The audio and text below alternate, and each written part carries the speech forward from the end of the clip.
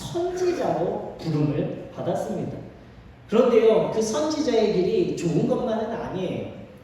존경받고 추앙받는 길이 아닙니다. 하나님의 소나기에 잡혀서 이제 이 어둡고 혼란스러운 이 시대에 헤매고 있는 나라를 향해 그 나라가 멸망의 역사다, 우리는 심판받을 것이다 라고 선포해야 하는 그 길을 걸어가야 하는 선지자입니다. 10절 말씀에 보면 보라 내가 오늘 너를 여러 나라와 여러 왕국 위에 세워 내가 그것들을 뽑고 파괴하고 파멸하며 넘어뜨리며 건설하고 심게 하였느니라, 이렇게 기록하고 있어요. 뽑고 파괴하고 파멸하고 넘어뜨리고, 좋은 것을 말하는 선지자가 아니라 우린 멸망할 거야, 너는 심판받을 거야, 부정적인 것을 선포해야 하는 선지자예요. 앞으로 맞닥뜨려야 할 운명은 현재의 힘을 유지하려고 하는 정치 지도자, 종교 지도자들과 싸워야 하는 것입니다. 그들의 힘으로부터 위험도 감수해야 돼요. 제사장과 예언자들에게 의해서는 소송을 당하기도 했고요. 또 바벨론에 복종하는 것이 하나님의 뜻임을 드러내니까 매국노라는 사람들의 질타를 받기도 했습니다. 또 그로 인해 감옥에 갇히고 채찍도 맞아야 되고 진흙구덩이에 갇히기도 했습니다. 온갖 수모를 감당해야 되는 것이 바로 예레미야가 나아가야 할 소명의 길, 바로 선지자의 길이었어요. 우리가 늘 지난주 시간부터 계속해서 히브리서 말씀을 통해서 우리가 믿음을 갖는다라는 것, 성도로서 이 세상을 살아간다라는 것이 너무 어렵다라고 말씀을 드렸죠. 고난과 핍박이 불보듯 뻔한 길이기 때문에 우리가 소명자로, 그것도 특별히 하나님의 부르심을 받은 소명자로 살아간다라는 것이 쉽지는 않습니다. 그러나 이것은 어떤 특별한 소명을 받은 예레미야만의 이야기가 아니라 오늘 성도로서 우리의 세상 속에 부름을 받은 우리 모두가 감당해야 할 그리스도인들의 이야기임을 우리가 알아야 됩니다. 창세기 2장에서 3장에 보면 인간이 따르는 두 가지 소리가 있어요. 첫 번째는 뱀의 소리입니다. 뱀의 소리는 너무 커요. 그리고 너무 달콤하고 너무 좋게 들리고요, 잘 들립니다. 두 번째 소리는 하나님의 소리입니다. 하나님의 소리는 생명의 소리이지만 미세해요. 잘 들리지 않아요. 그래서 집중해야 되고 귀 기울여야 합니다. 수천 년의 역사 속에서 수많은 사람들은요, 이 뱀의 소리를 듣고 이 뱀의 소리가 더 정확하고 크게 들리기 때문에 그 길을 따라 멸망하기도 했습니다.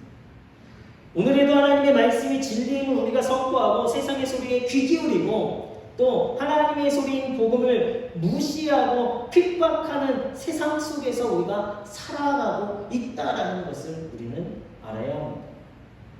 좋은 게 좋은 거지, 다 그럴 수 있어, 또 한 번뿐인 인생 우리 누리며 살자, 이렇게 말을 합니다. 그럴싸한 말이에요.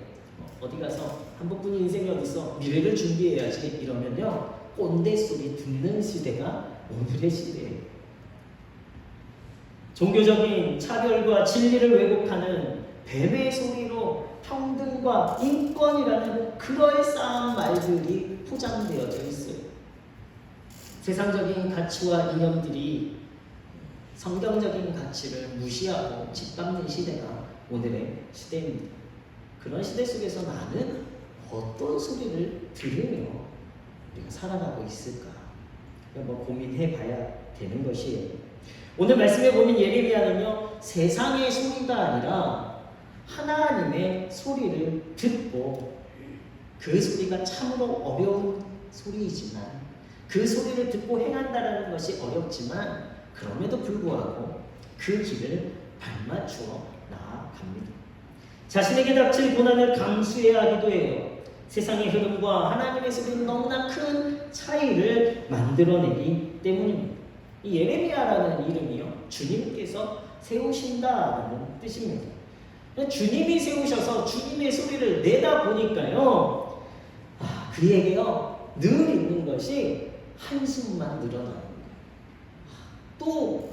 또 세상에 대해서 좋지 않은 이야기를 해야 돼. 또 세상에 대해서 비판해야 돼. 또 멸망할 거라고 이야기해야 돼. 그래서 한숨만 늘어나고 한탄이 늘 끊이지 않았어요. 그래서 그 이름에서요, 한탄, 넋두리, 비탄, 고뇌라는 뜻하는 영어 단어가 생겨났습니다. 이 예레미야라는 이름에서 제리마이에드라는 영어 단어가 생겨났어요. 한탄, 아주 속 깊은 한숨이라는 뜻을 나타내고 있어요. 세상 속에서 하나님이 세우신 사람으로 하나님의 말씀을 따르는 삶이 얼마나 힘든 것인지를 예레미야의 이름에서부터 이야기하고 있습니다. 실제로 예레미야가 유대 귀족들 안에서 성행했던 동족을 노예 삼는 이런 악습을 비판하기도 했어요.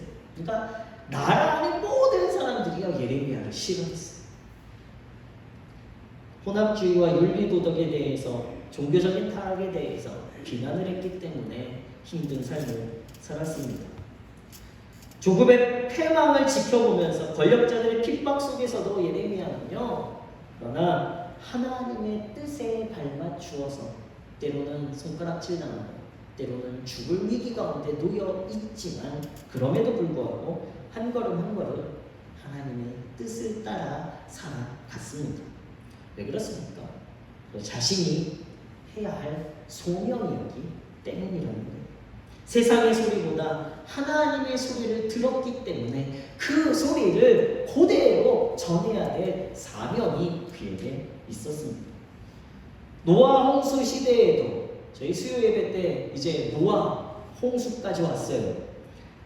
노아의 가족만을 제외하고 모든 하나님의 아들, 딸들이 하나님의 목소리가 아니라 세상의 목소리, 바로 뱀의 목소리에 귀 기울이고 발을 맞추어 걸어갔습니다. 그래서 세상은 죄가 만연해졌어요. 하나님이 어찌할 수 없이 죄가 가득해진 세상이 되었습니다. 그것이 시대에 따라가는 처세이기 때문에 그것이 도리어 죄악으로 드러나진 거예요. 하나님의 소리에 귀 기울이고 하나님의 뜻에 발맞추어 갔던 노아의 가족만이 120년의 긴 시간을 홀로 걸어갈 수밖에 없었습니다. 그러나 그 결과는 어떻습니까? 하나님의 계획이라는 홍수 심판 안에서 하나님의 새로운 역사, 하나님의 새로운 시간을 바로 이 노아의 가족들을 통해서 이루어갈 수 있었다라는 거예요. 하나님의 뜻은 세상의 소리가 아닌 하나님의 음성, 하나님의 말씀을 따라 발맞추어 갈 때 그 길을 걸어가는 성도를 통해서 하나님은 하나님의 역사를 만들어 가실 줄로 믿습니다.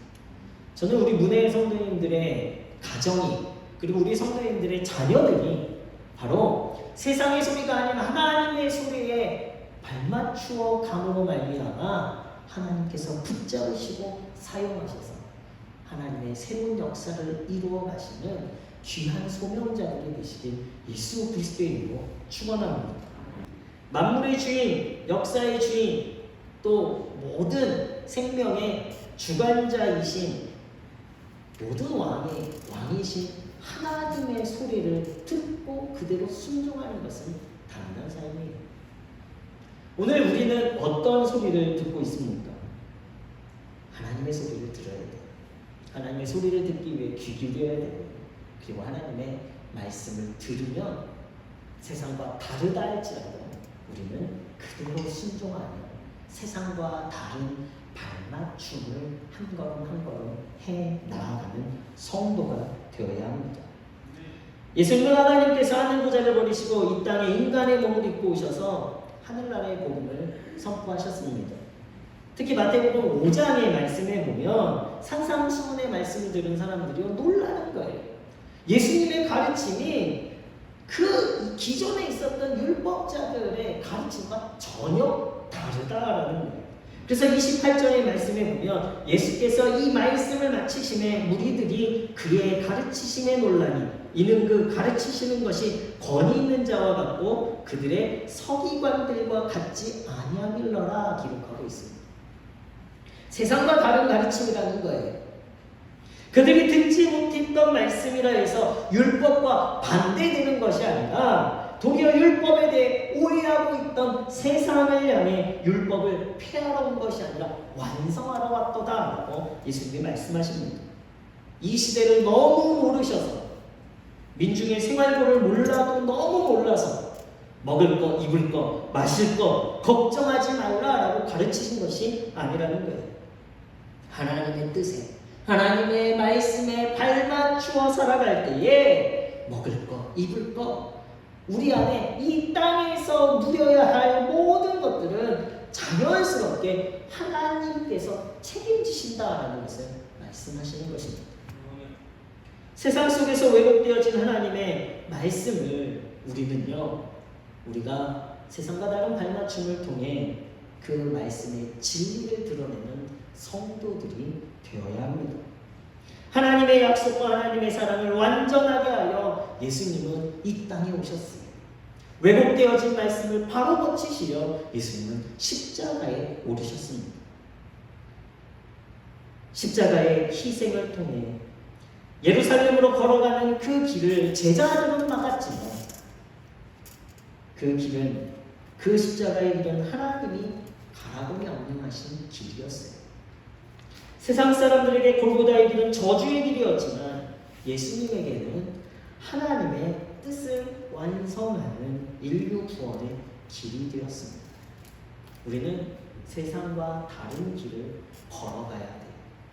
세상의 부와 세상의 평안과 세상의 쾌락과 세상의 만족을 따르는 자들이 아니라 때로는 우리가 거친 길이라 할지라도 때로는 우리가 희생해야 할지라도 때로는 내가 손해보는 길이라 할지라도 우리는요 그 골고다의 길, 어려움의 길을 하나님이 가라 명하셨기에 순종하고 걸어갈 때에 여러분의 삶 가운데 하나님이 원하시는 뜻, 하나님의 복을 누리는 여러분들의 가정, 그리고 무엇보다 천국에 이르는 그 길로 여러분들은 살아가시게 될 줄로 믿습니다.